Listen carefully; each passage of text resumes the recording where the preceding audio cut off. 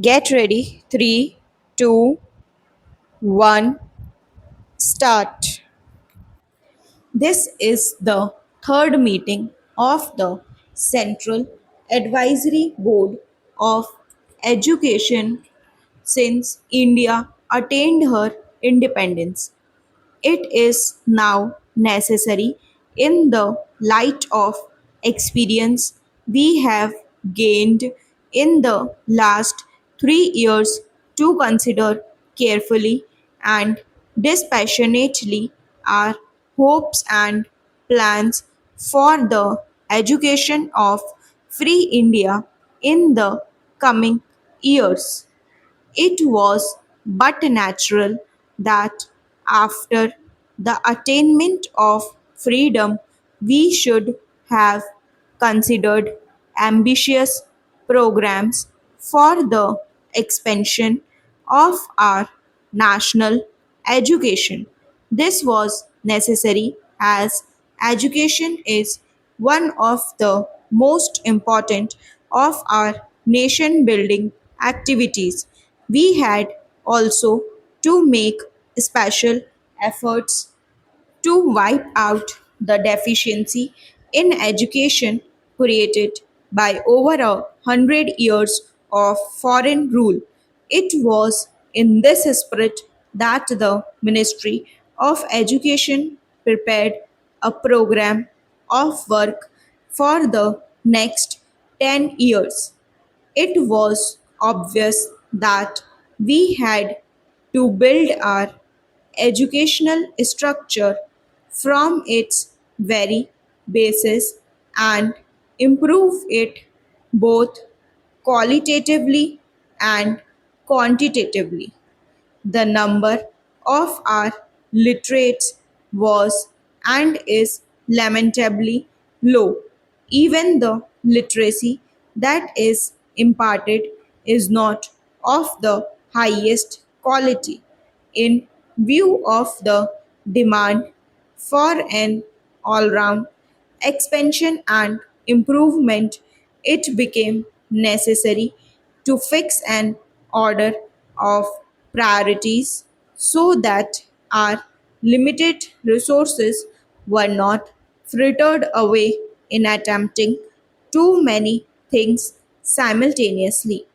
You will remember that it was with this objective in view that the Ministry of Education, with your general support, proposed that our immediate objectives should be four, namely: 1. The provision of basic education on a universal, free, and compulsory basis for all our school going children.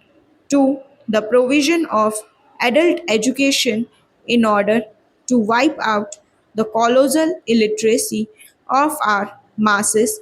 3.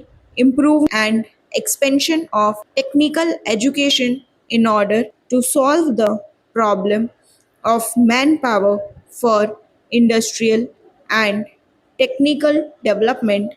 And 4. The reorganization and improvement of university education from a national point of view. Para. The post war development plan laid down that it would take 40 years to implement a scheme of basic education and cost the nation a sum of rupees 8,000 crore at the rate of about rupees 200 crore a year. You will remember that after the attainment of independence, we all felt that the period was too long and exigencies of our national economy demanded a reduction in the cost. We realized that lack of finance was not the only obstacle in our way. Para, you considered these reports last year's and generally approved of the recommendations. I agree with your views and feel that in the light of the modifications suggested, we may prepare our programs on the basis of cooperation between the state and the people so that the state may extend the necessary facilities and services on the one hand and the people on the other supplement on a voluntary basis the efforts of the state to improve our standards of technical education. The program that we had envisaged was the establishment of four higher technological institutes in addition to the strengthening of existing institutions. Considerations of finance did not permit us to start with all the four, but we thought that at least a beginning should be made. The Eastern Higher Technological Institute near Calcutta was taken in hand, though even waiting for the construction of all the necessary buildings. The scheme is in progress, and I hope that the next academic year will see the first batch of teachers and students working in this institute. Simultaneously, it has been our aim to strengthen the existing institutions by improving their quality and increasing their capacity. In the field of university education, the Indian University Education Commission under the chairmanship of Professor Radhakrishnan was asked to submit its report within 9 months. You will be glad to know that it has already done so. The report is before you, and one of the main functions of this meeting of the board will be to consider the recommendations of the commission. I have even, at the risk of some repetition, recapitulated these points so that we may be in a position to judge where we are. You will appreciate that so far as planning is concerned, the ministry is ready with its program in all the four fields mentioned by me.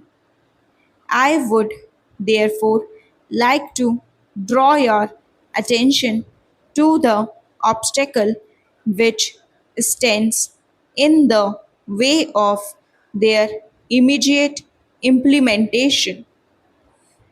You will remember that in 1947, the problem of refugees from Western Pakistan absorbed almost all the energy and a major portion of the finances of the nation. There was, therefore, no hope of adequate funds being available for educational expansion in the immediate future.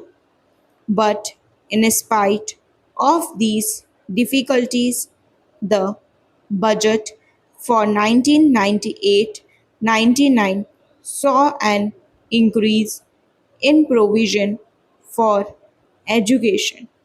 During 1998-99, our scheme for educational reconstruction reached a suitable stage for implementation. It was my hope that the 1999 2000 budget would enable us to make a beginning with the program for the same now stop.